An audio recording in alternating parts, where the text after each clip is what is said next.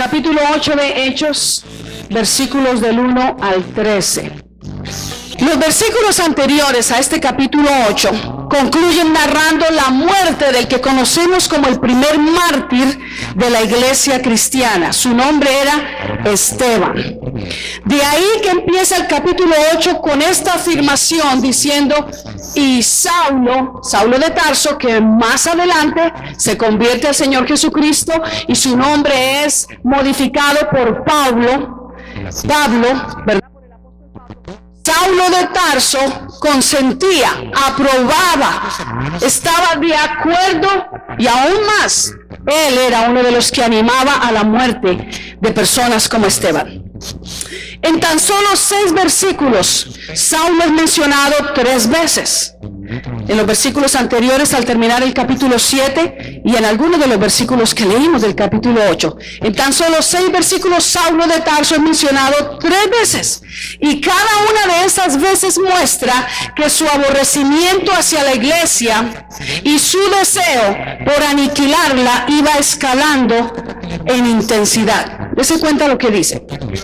Ahora, amados hermanos, vamos a examinar un poco más detenidamente, un poco más detalladamente el tipo de fe sobrenatural y el estilo de vida sobrenatural. Otra vez, diga conmigo: sobrenatural. Sí, qué lindo. ¿No le parece a usted como atractivo ese término? Sobrenatural. ¿Sí?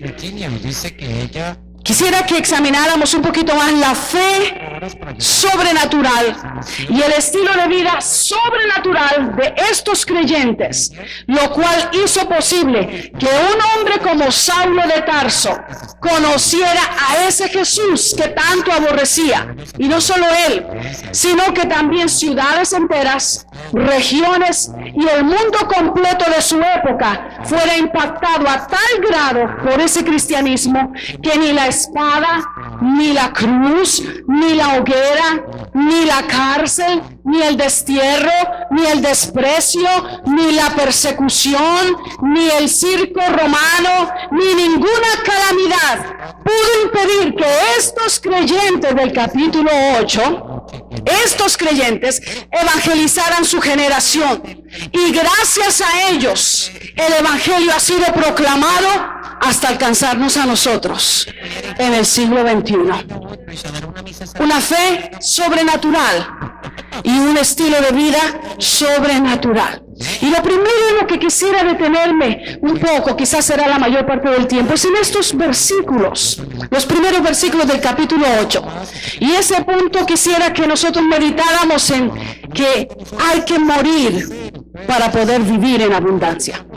Una de las paradojas más grandes del cristianismo está descrita en estos primeros 4 versículos del capítulo 8. Y fue Jesús quien la enseñó. Vamos a ir un momentito a Juan capítulo 12. El Evangelio de Juan capítulo 12. Amén. Y vamos a leer los versículos 24 al 26. ¿Usted sabe lo que es una paradoja? Entonces, no podemos entrar, dijeron ellos. Pareciera una contrariedad. Ella le contó lo sucedido. Pareciera algo muy, muy controversial. Eso es una paradoja. Amén. Pareciera no tener sentido, pero de hecho tiene todo el sentido. Y fue Jesús quien la enseñó. Juan capítulo 12, versículos 24 al 26, nos dice Jesús una de las más grandes paradojas del Evangelio. Jesús está hablando. A Jesús vienen a buscarlo Felipe, que acabamos de leer de Felipe, ¿se acuerdan? ¿Verdad? A Jesús viene a buscarlo Felipe y Andrés, porque unos griegos llegaron a preguntar por Jesús y le hablaron a Felipe: mira, nosotros queremos ver al maestro, conocer al maestro. Recuerde que Jesús vino a evangelizar el pueblo judío, ¿verdad? Y estos griegos, siendo gentiles, pues casi no tenían mucha posibilidad en ese tiempo, pero se acercaron a Felipe y le dijeron: queremos conocer al maestro, queremos ver a Jesús, queremos estar un rato con él, queremos platicar con él. Y Felipe salió corriendo buscando a otro discípulo que se llamaba Andrés. Y le contó, mira, ellos quieren. Y Andrés dijo, claro, vamos a abrir la puerta y los llevamos allá. Y trajeron los griegos y le preguntan a Jesús, Jesús, unos griegos te están buscando, quieren verte, quieren hablar contigo. Y Jesús comienza a contestar de esta manera.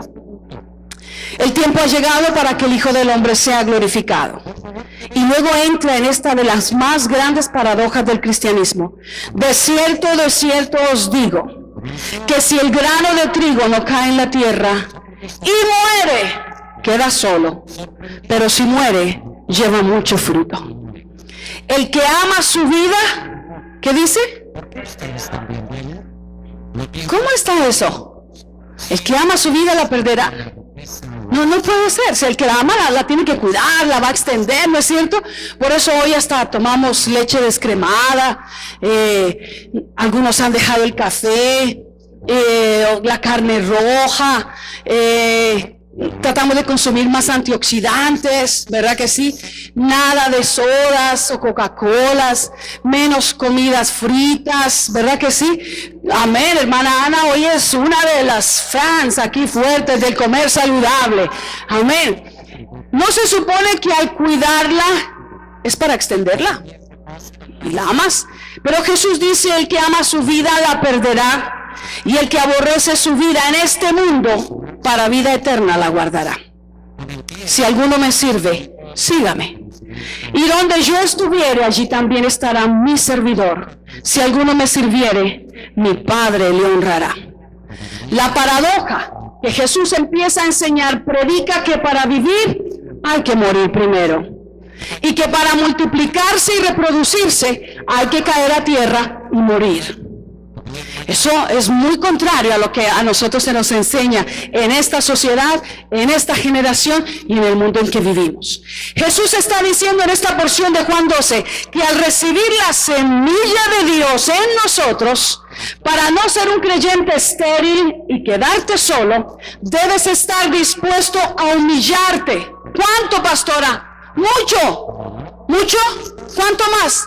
Mucho más. Tanto que tu ego muera para entonces experimentar vida plena y ser un creyente que se reproduce en otros. Esa es una de las grandes paradojas del Evangelio. El grano de trigo debe caer a tierra y morir, a modo de que su muerte traiga reproducción y vida. De lo contrario, el grano de trigo se quedará solo. Este principio, amados hermanos, del mensaje de Jesús contradice la enseñanza humanista y hedonística de nuestra generación. La enseñanza humanista y hedonística, autoplacentera, autogratificante de nuestra sociedad, de nuestro mundo. Y es este principio el mensaje que estaba grabado en aquellos cristianos de los que nos está hablando el capítulo 8 de Hechos. Es ese principio. Tenía muy claro que el grano de trigo tiene que morir, caer a tierra y morir para poder multiplicarse y para poder vivir a plenitud. Eso es maravilloso, ¿no? ¿No le parece? ¿Sabe, amados hermanos? Muchísimo menos de lo que tuvieron que pasar esos creyentes hace hoy, muchísimo menos que eso. Hace hoy que un creyente de nuestra época se debilite, se aparte y se vaya renegando contra el Evangelio y contra la iglesia. Mucho menos que eso. Porque Dios no le da el trabajo que quiere. ¿No dice acaso que es mi papá? ¿No dice acaso que me quiere bendecir? Porque Dios no le da a la novia que quiere. ¿No dice acaso que me quiere ver feliz? Yo sé que con esa chava voy a ser bien feliz. Porque me da la más maluca, yo quiero la más bonita. Aunque la más bonita no venga a la iglesia, ¿qué importa? Yo quiero ser feliz. Por mucho menos de lo que pasaron aquellos creyentes, hoy un creyente de nuestra época, no en vida abundante, amén, pero regularmente en muchos lugares, por mucho menos que eso, se va enojado, se va renegando. De acuerdo a estos pasajes, los cristianos de esa época tuvieron que pagar un precio muy elevado, el precio del destierro, la dispersión, la persecución, la cárcel, el atropello físico, emocional y judicial. No crea que llegaban y decían, a ver, venimos buscando a tales y tales creyentes. ¿Dónde están ustedes? Aquí estamos. Ah, sí, muy buenas tardes, señor. Señora, me es un gran gusto conocerle. Hágame el favor, se toma un cafecito porque estamos a punto de llevarlo a la cárcel. Y váyase despidiendo de sus niños. ¿Verdad que no dice eso los versículos? ¿Nunca le leyeron los Miranda Rights? No, a ver, usted tiene el derecho de quedarse callado y todo lo que usted hable va a ser usado y podrá ser usado en su contra. Nada. ¿Cómo dice que entraban ellos con toda la decencia a llevarse los cristianos? Arrastrados. ¿De dónde regularmente se arrastra alguien? De las greñas, de los brazos, de la ropa, de las piernas, ¿no es cierto? ¿Tú te imaginas esos cuadros? Yo quisiera que tú te ubiques históricamente en eso. ¿Te imaginas los gritos y los alaridos de los niños, de los jóvenes, de los demás que estaban alrededor al darse cuenta que se llevaban a su papá, a su mamá? ¿Y a dónde los llevaban? ¿A la cárcel? Óigame, eso es maravilloso, tremendo. Muchos tuvieron que pagar el precio de entregar hasta sus propias vidas. ¿A cambio de qué? De nunca negar su fe y de saludar desde lejos por los ojos de la fe el fruto de ese grano cayendo a tierra para morir. ¿Cuál era ese fruto? El fruto ha sido un evangelio que ha trascendido generaciones y siglos para vivificarnos a nosotros. Tremendo, hermanos. Eso no es tan fácil, no es cuestión de solo leer y decir, ¿qué tanto es?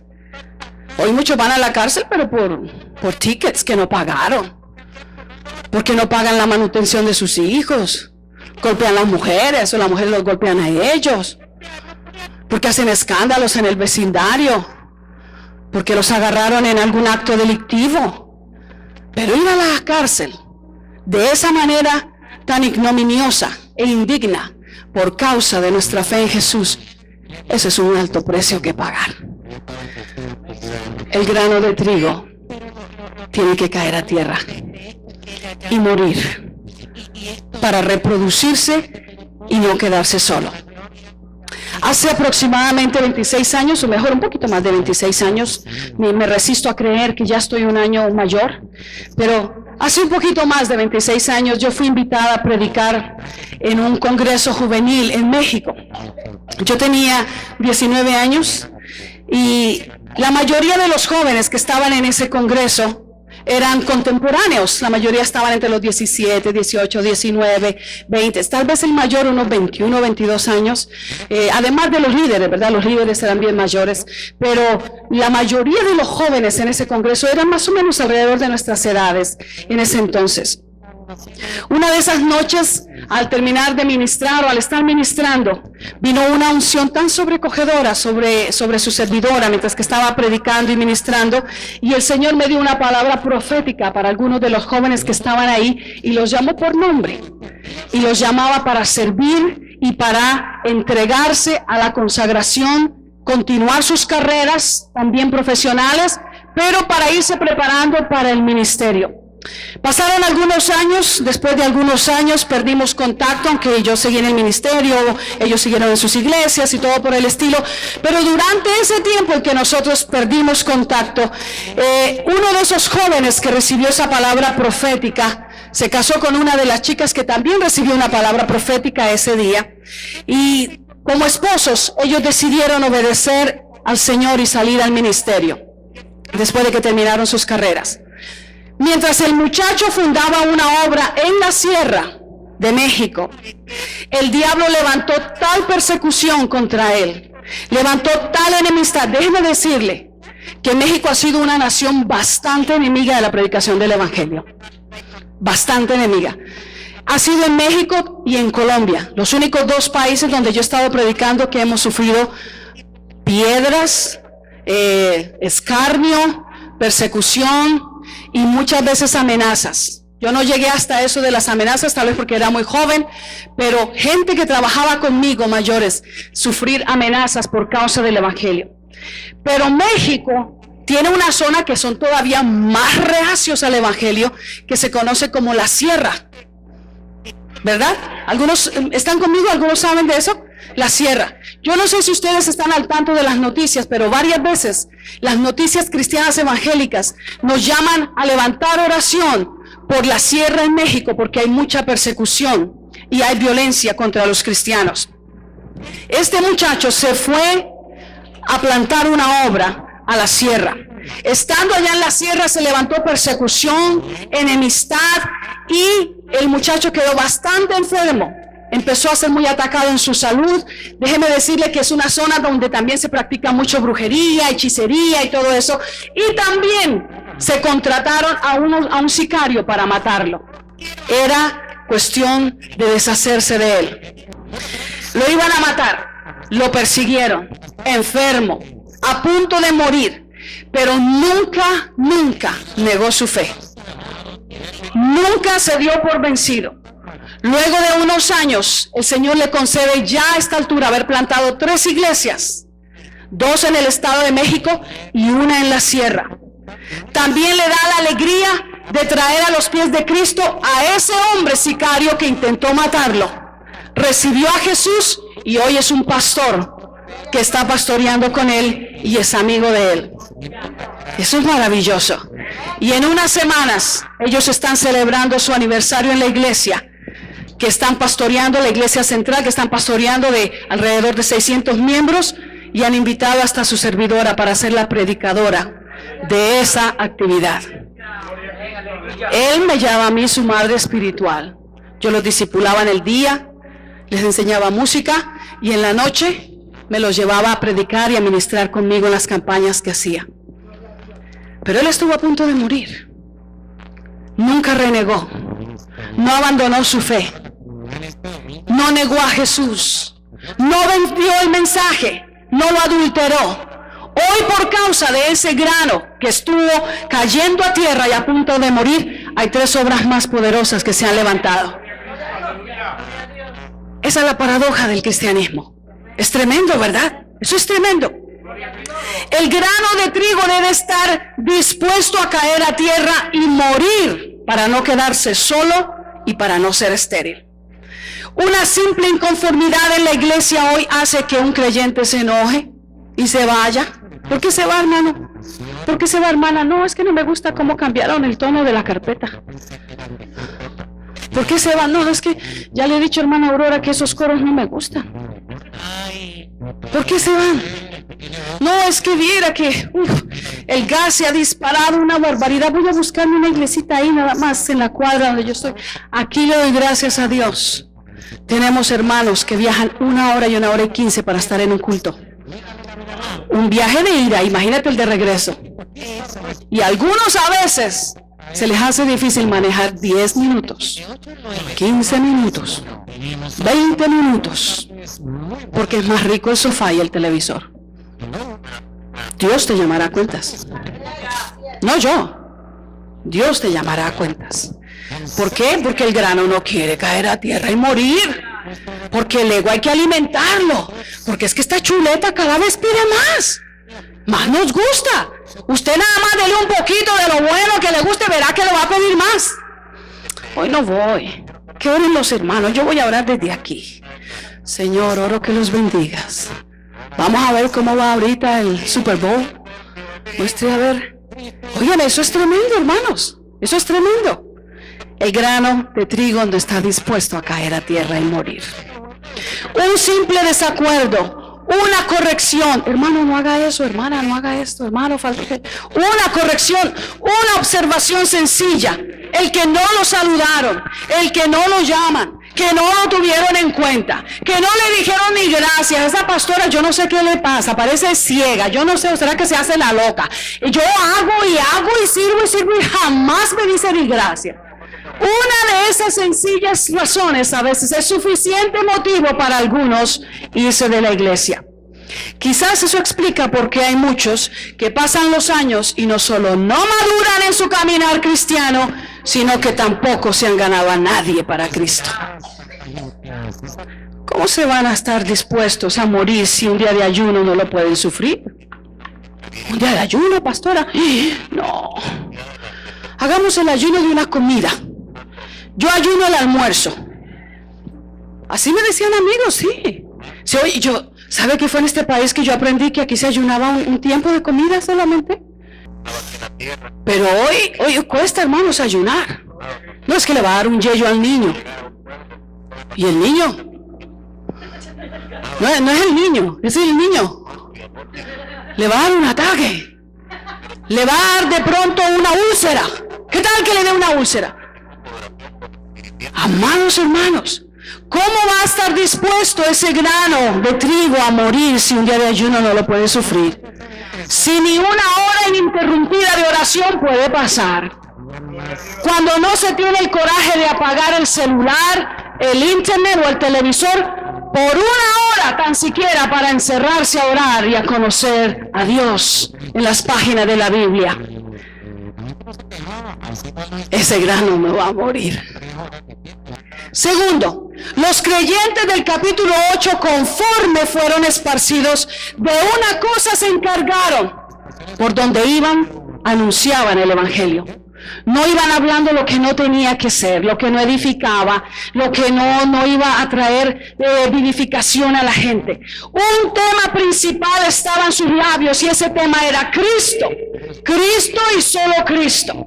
Y lo que regía su agenda de vida era ese tema: Cristo y los propósitos de Dios para que se cumplieran en la tierra donde ellos habitaban, aunque fuera de paso, bajo las más adversas circunstancias, aunque fuera lo último que hicieran en ese día. Ellos sabían que partirían de esta tierra con esta satisfacción: mi último tema de conversación fue Jesús. ¡Wow! Eso es algo revolucionario, hermanos. Eso es algo muy especial. En estos días me dio mucho gozo hablar con el hermano Eduardo al saludarlo cuando llegó del Salvador. Y él me dijo: mire, pastora, antes de colgar, le quiero decir algo. ¿Sabe, pastora, que yo en el viaje ya cómo la tenía en la mente? Y yo dije: hermana Teresa está ahí. Y dijo: ¿cómo la tenía en la mente? ¿Sabe por qué, pastora? Porque cada vez que me encontraba con alguien, él es también un creyente relativamente nuevo, ya es un bebito ya de más de un año, ¿no? Pero dice que cada vez que se encontraba con alguien y conocía o se saludaba con alguien o compartía con sus amigos o sus familiares, lo que sea, algo le taladraba en la mente y eran esas líneas que usted decía: hay gente que pasa horas hablando con sus amigos, sus compadres, su familia y nunca les hablan de Cristo. Y yo andaba desesperado buscando la oportunidad para hablarles de Cristo. Cualquiera de ellos que lo escuchó, aunque no se haya convertido y aunque nunca tal vez reciban a Jesús, nunca tendrán excusa delante de Dios, porque escucharon a través de Eduardo el evangelio. Nadie le promete a él que los va a volver a ver, pero él cumplió su responsabilidad. Qué precioso, ¿verdad? Eso es algo tremendo, hermanos.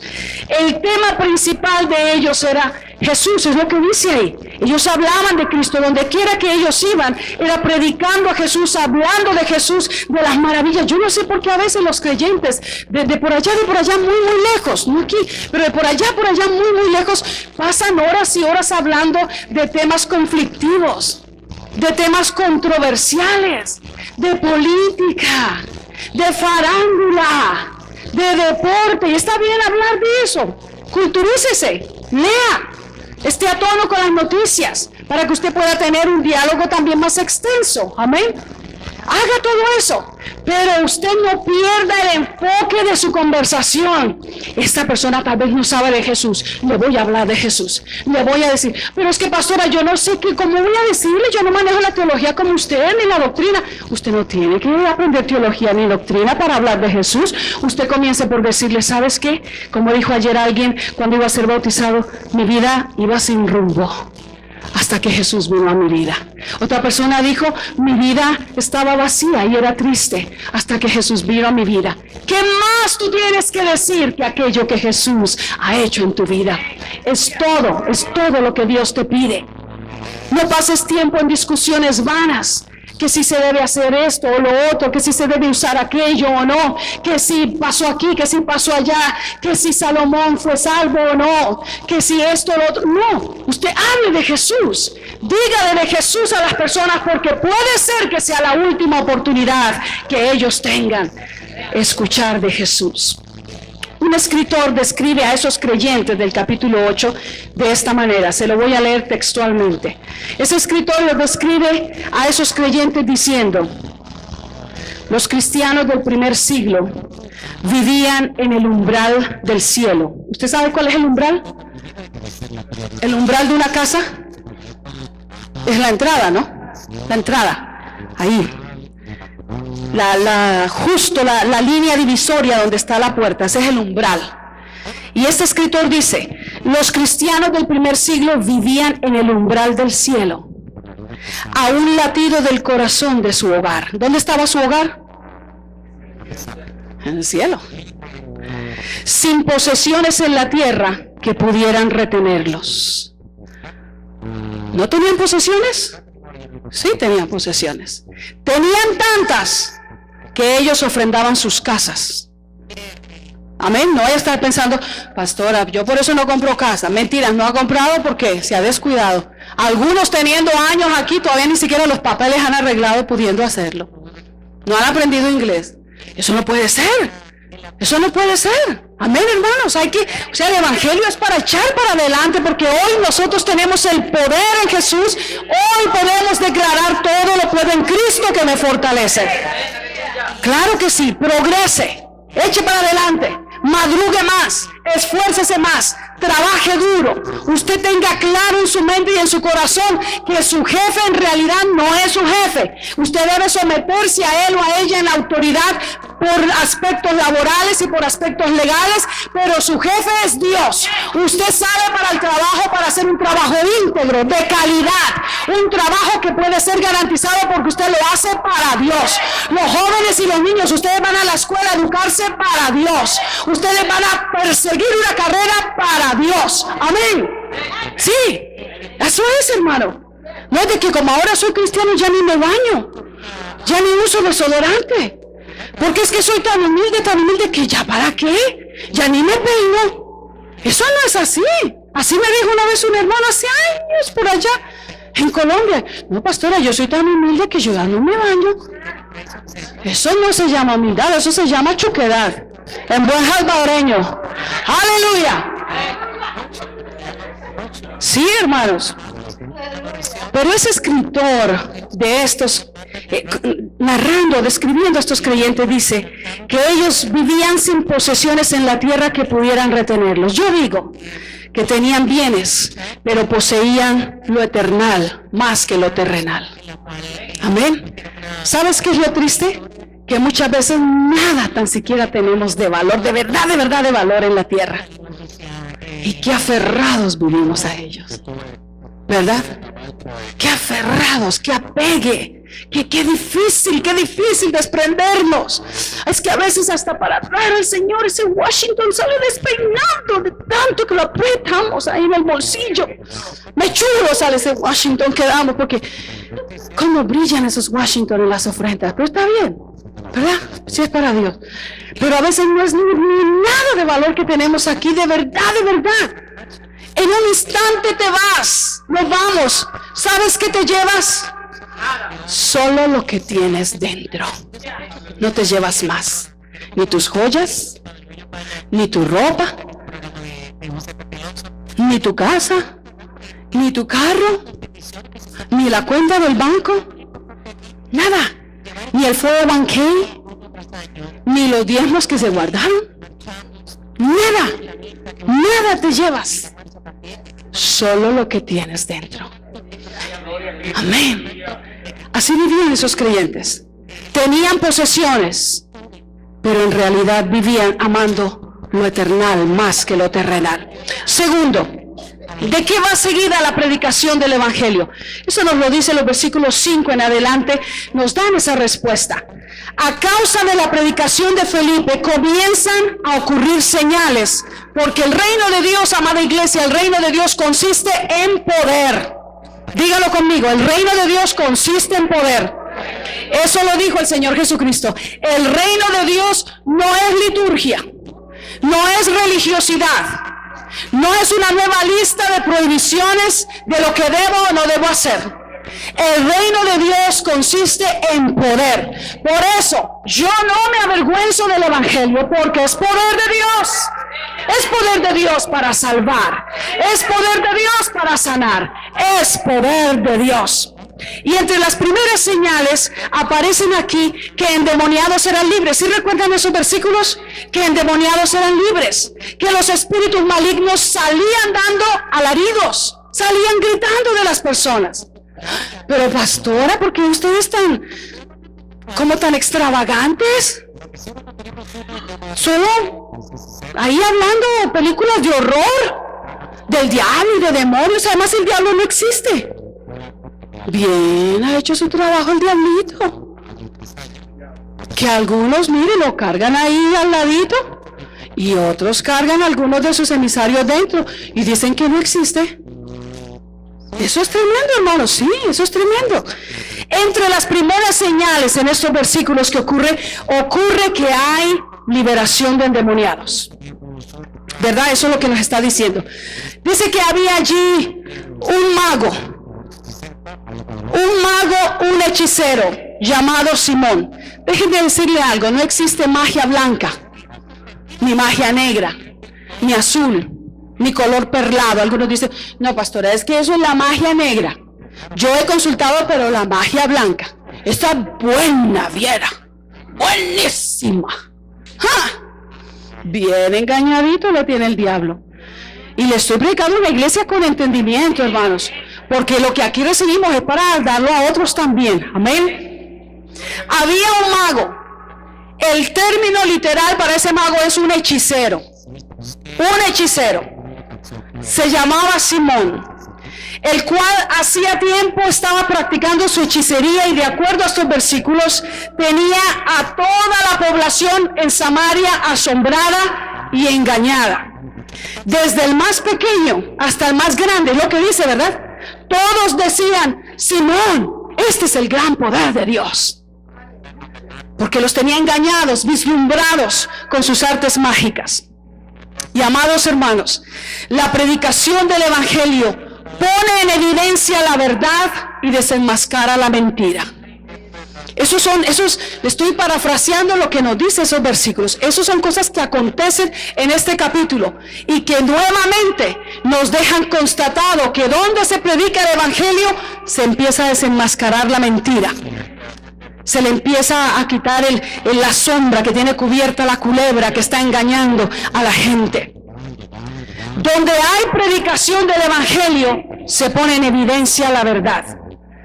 Déjeme decirle algo. Los pueblos donde no hay predicación del evangelio, o donde es muy escasa la predicación del evangelio, o donde no hay libertad para predicar el evangelio, son pueblos en su mayoría, además de pobres y miserables, hablando social y económicamente, en su mayoría son pueblos donde abunda la hechicería, abunda la brujería, las ciencias ocultas que de ciencia no tienen nada, abundan las supersticiones, los cuentos de hadas. ¿Están conmigo?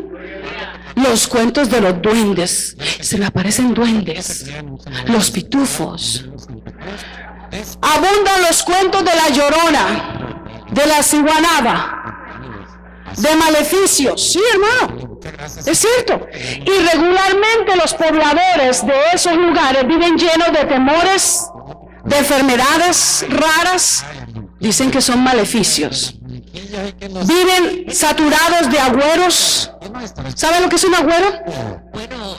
¿Sí? Agüeros. Yo lo he dicho como 5 veces, como puede ser que no sepa. Muchas veces he predicado y mencionado eso. Los agüeros, que son las creencias de la gente que llevo en mi bolsillo una uña de gato para la buena suerte, un diente de ajo. Sí, los agüeros. El martes, no te cases ni te embarques.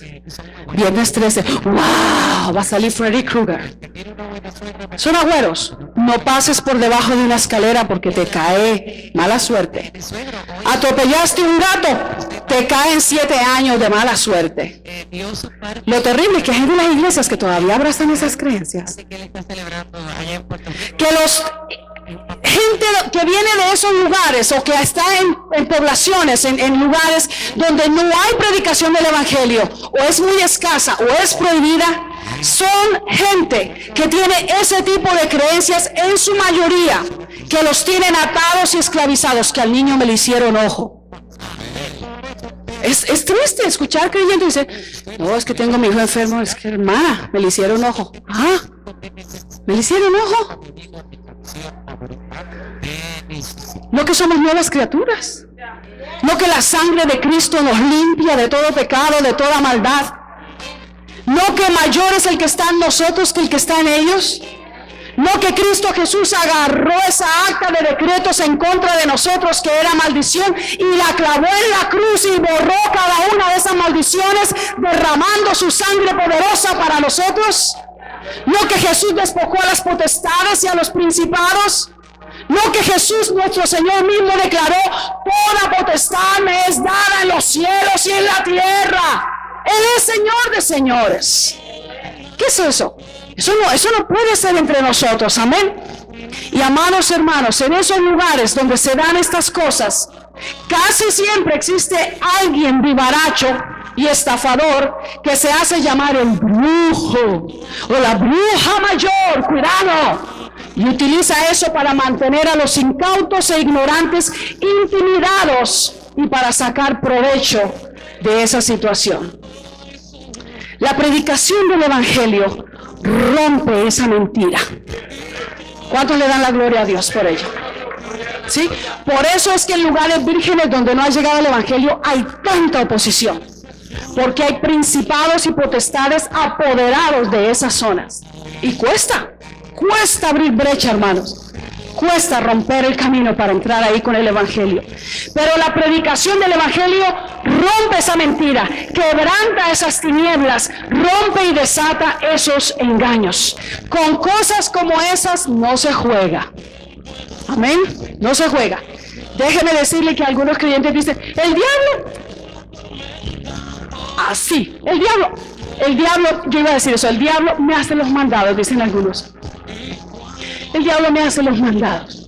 Pero uno lo ve todo el tiempo cabizbajos, arruinados, hechos añicos en varios aspectos de su vida. Y dicen que el diablo le hace los mandados. Pero escúcheme bien, con cosas como esas no se juega. El diablo sí tiene poder. Recuerde que el diablo sí tiene poder. Tiene poder. Los demonios existen y tienen poder. Pero la Biblia dice que mayor es el que está en nosotros que el que está en ellos. Aleluya. Dele al Señor ese aplauso. Gloria a Dios. Gloria a Dios. Mayor es el que está en nosotros. Aleluya. Sí, Señor. Y ese que está en nosotros es Cristo Jesús a través del Espíritu Santo. Sepa, debe saber esto, se lo recuerdo. Si de pronto ya antes me escuchó y se le olvidó, o quizás alguno no lo ha sabido, sepa que Dios abomina toda esa práctica de brujería y advierte de no ser inclinados a eso. Dios enseña en su palabra de no consultar a adivinos, ni hechiceros, ni astrólogos, ni que le lean las cartas, ni que le lean el asiento del chocolate o el asiento del café, ni que le tiren los dados y le lean allí, ni que le lean nada de eso. Dios abomina. Esas son cosas abominables para nuestro Dios, el Dios de la Biblia, cosas por las cuales Dios ordenó acabar con esos pueblos y hasta matarlos, porque eran dados a esas prácticas. El pueblo de Dios es un pueblo redimido, un pueblo que sabe que sí hay poderes espirituales de maldad, pero mayor es el que está en nosotros. Ningún creyente nacido de nuevo consulta el horóscopo. Ninguno. Ay, son tan tontas esas propagandas a veces en Telefutura, Telemundo, Univisión. Comienza el día con el horóscopo del día. Y ahí van los hermanos. ¿Será? No ha leído ni el proverbio del día. Era por internet, vamos a buscar. Ahí solo como por bromear. Yo no creo en eso, ¿viste? Yo no creo en eso. Yo sé que eso del signo del horóscopo, yo sé que eso de Sagitario y Acuario, eso es pura paja, ¿no? Pero véanoslo ahí por si algo. Dios, ya, no es por favor, porque yo también necesito de Dios. Veamos a ver qué nos dice la fortune cookie de la comida china. A ver, ¿qué te salió? ¿Vos qué te dice? El sí, hoy te dice que vas a heredar algo chévere. Y hermanos, como que ponemos en eso toda nuestra confianza. Estoy hablando de cosas reales que suceden. ¿Usted no le parece eso terrible? Que somos supremamente inclinados a creer todas esas boberías. ¿Y cómo nos cuesta creer la palabra de Dios? Escúcheme bien, con cosas como esas no se juega.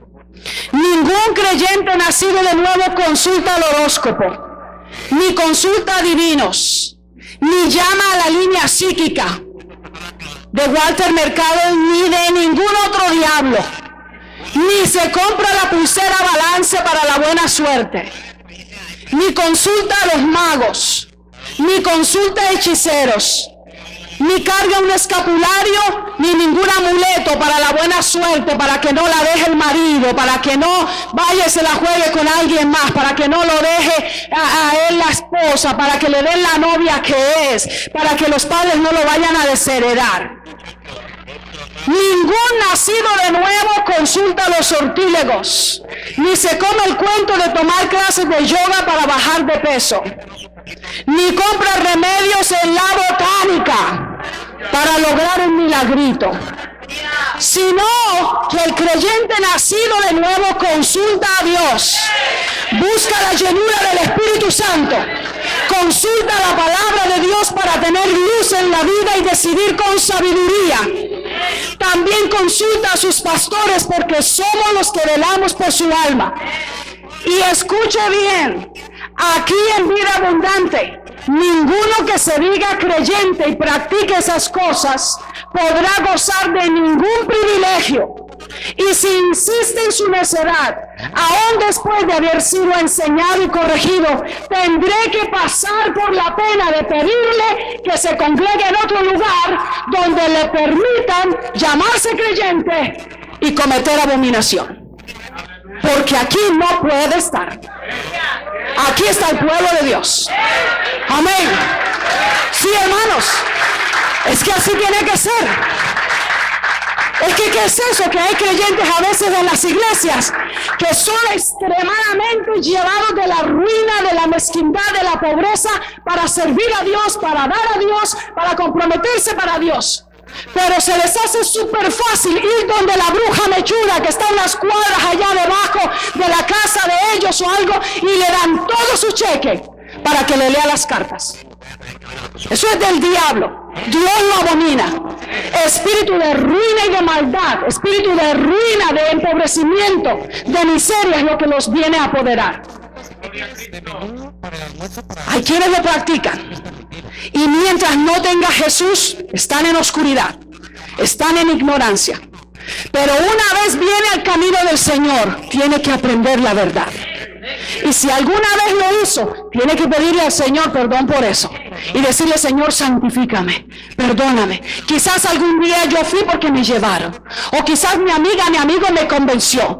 Hoy por hoy hay muchos jovencitos que son vislumbrados y fascinados con las historias de la magia, de la ouija, de lo esotérico, lo extrasensorial. Aprendamos a levitar. Dios abomina eso. ¿Quieres algo sobrenatural? Busca a Dios. Vea su palabra. Vea su palabra. Es bendición que no trae tristeza con ella. Amén. Otra señal aquí relatada, amados hermanos, eran sanidades, milagros de curación. Cojos y paralíticos experimentaron el poder de Dios y empezaron a caminar. El evangelio de nuestro Señor Jesucristo que hemos abrazado es un evangelio completo. Su mensaje está diseñado para impactar positivamente todos los aspectos del ser humano. Amados hermanos, el mensaje que por años ha predicado en la iglesia cristiana evangélica sigue siendo el mismo mensaje. Cristo salva, Cristo restaura, Cristo rompe cadenas, Cristo sana todas las áreas afectadas del ser humano. Cristo bautiza con Espíritu Santo y fuego. Y un día de estos, nos llamará a su presencia para encontrarnos con Él en el aire. Porque ciertamente es que Cristo viene. A Él la gloria por los siglos de los siglos. Aleluya. Oh, aleluya. Ese mensaje sigue siendo contundente, revolucionario, transformador. ¿Por qué cambiarla por otra baratija? El versículo 8, amados hermanos, ya casi concluyendo, nos señala aún una maravilla más que vino a Samaria por causa del evangelio. Mírenlo ahí. Había gran gozo en aquella ciudad. ¿Qué era lo que había en aquella ciudad? Gran gozo. La predicación del evangelio trae a las naciones un nuevo amanecer lleno de esperanza. Sí, hermanos. Trae a las naciones un nuevo amanecer lleno de libertad entera. Trae a los pueblos una nueva canción, porque el sol de justicia resplandece sobre ellas. Jesús da motivo y es razón de fiesta y de alegría en toda estación del año. ¿Se da cuenta por qué es importante predicar el evangelio?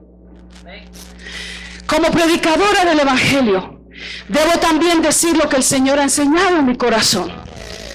Uno de los terribles males que se apoderó de esta sociedad donde habitamos hace años fue que la iglesia cristiana evangélica cambió el orden en que Dios dice en su palabra que viene la prosperidad, el gozo y la alegría. ¿Están caminando conmigo? Según todos los profetas, según los apóstoles, el gozo, la alegría, la prosperidad vienen a una comunidad como el resultado de arrepentirse y buscar a Dios. Eso está en toda la palabra. Poniéndole a Dios siempre en primer lugar en nuestras vidas.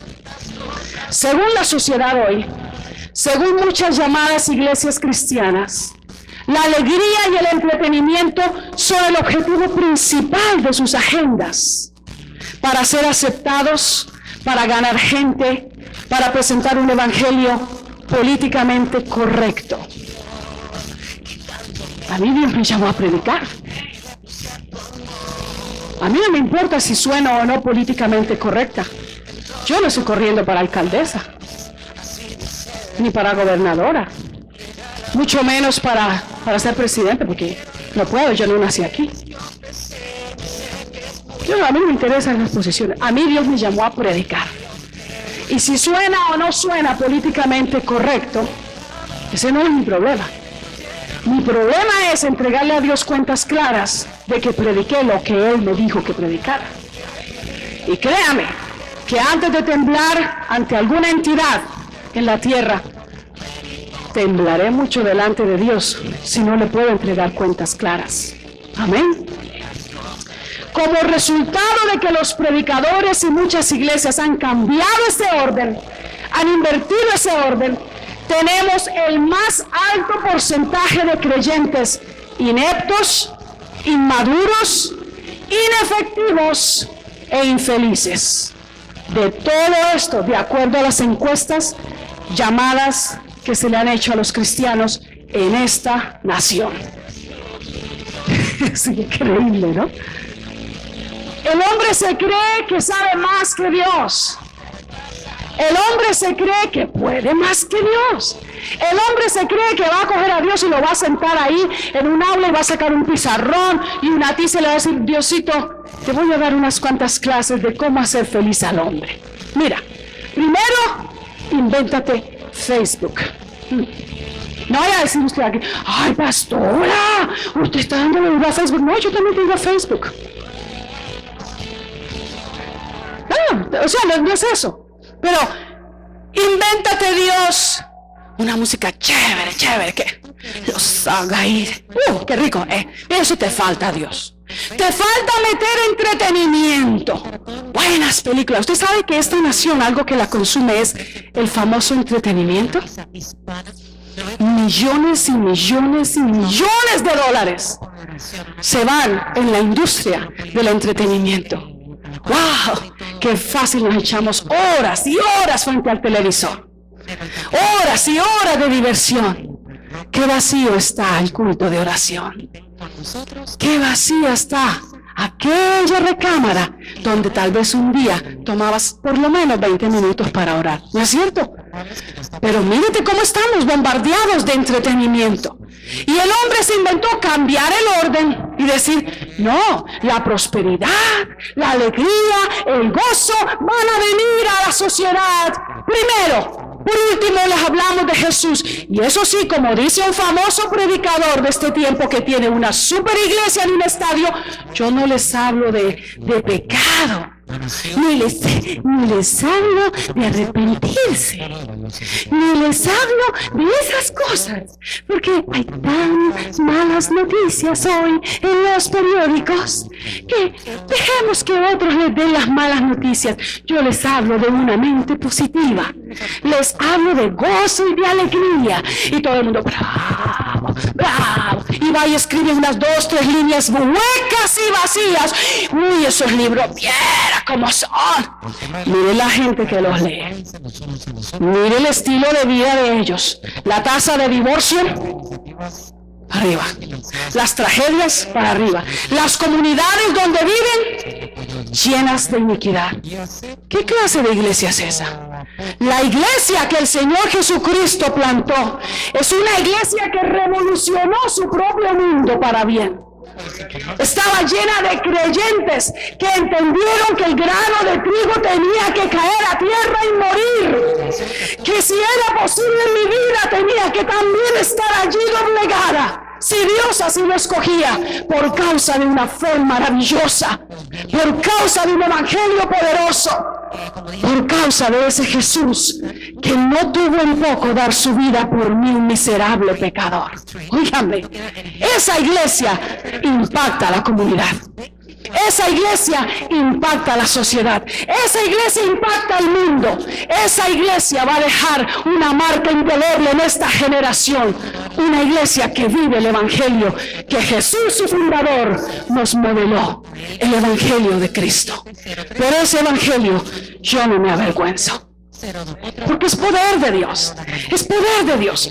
Amados hermanos, la predicación del evangelio va seguida de señales.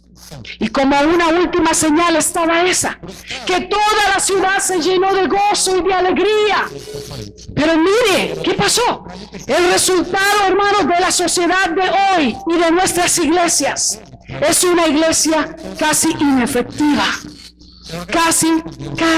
casi oscureciéndose. Terrible el evangelio que hemos conocido en muchos lugares. ¿No le parece? ¿No le parece? ¿Están conmigo? Pero amados hermanos, las encuestas al mostrar esto también muestran que en esta nación hay una nota latente que está marcando una diferencia.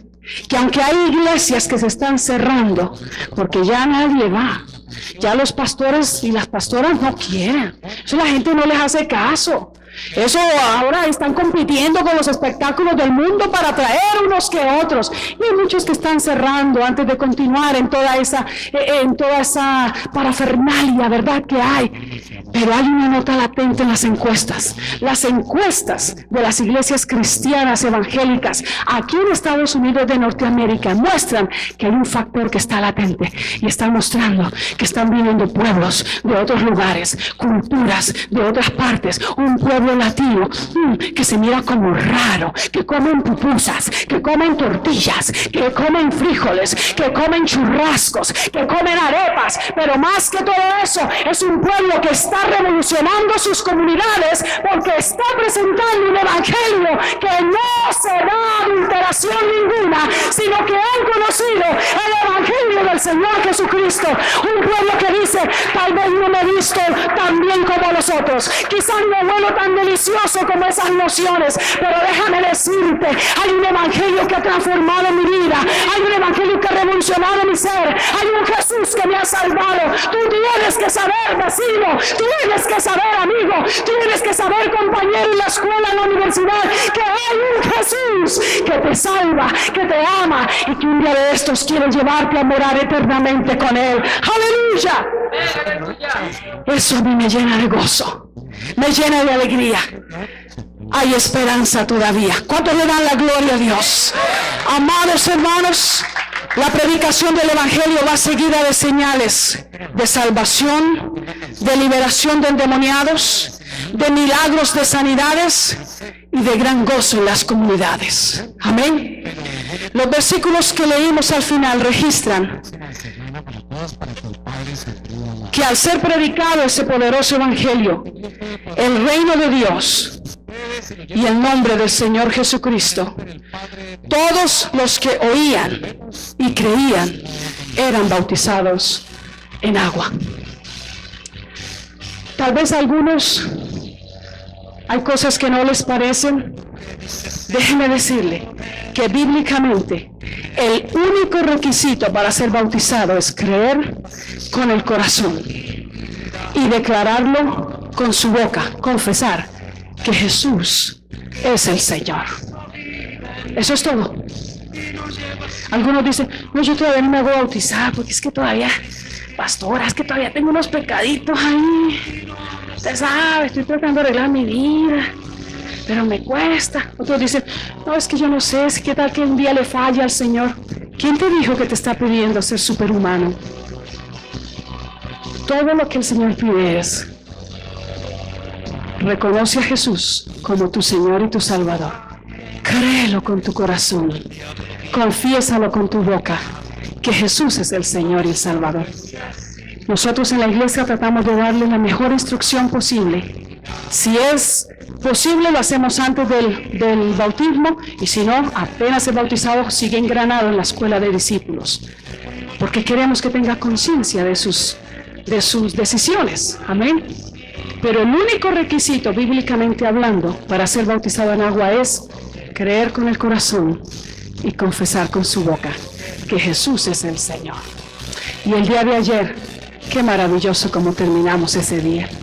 6 nuevos hermanos que fueron llevados a las aguas bautismales, y qué fiesta más poderosa, ¿verdad? Amados hermanos, es mi deseo, es mi anhelo que este evangelio de poder continúe siendo destilado y compartido a muchos otros a través de nuestras vidas, más de lo que decimos por la manera en que vivimos.